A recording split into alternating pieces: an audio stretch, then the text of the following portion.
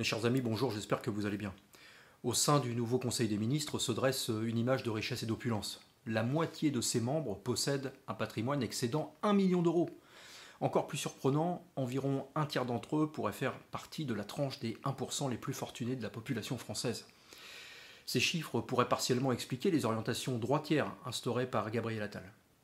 Emmanuel Macron a donc réalisé un exploit. Le gouvernement dirigé par son Premier ministre, totalisant 34 membres, semble comporter autant voire davantage de millionnaires que celui d'Elisabeth Borne en 2022. Déjà à cette époque, les avoirs des ministres dépassaient ceux des gouvernements précédents.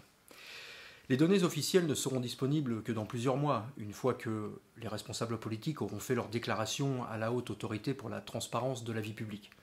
Mais même à ce jour, on compte déjà 17 millionnaires parmi les ministres, soit 1 sur 2.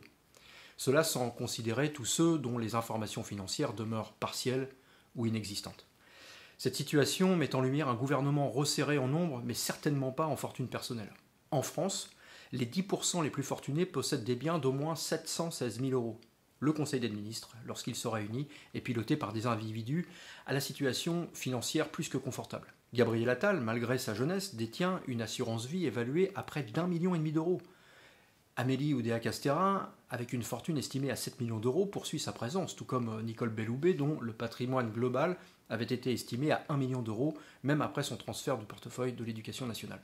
Roland Lescure, ministre délégué à l'industrie et à l'énergie, se fonde sur un patrimoine global de 5 millions d'euros, après avoir touché des salaires conséquents à la Caisse de dépôt et de placement du Québec. Le gouvernement français actuel fait donc face à des questions sur les conflits d'intérêts, avec de nombreux membres possédant des patrimoines considérables.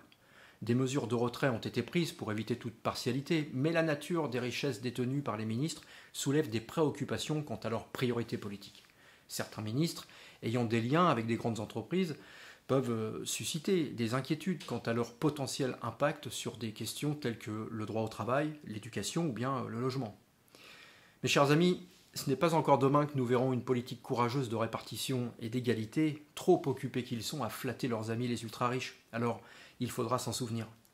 À bientôt.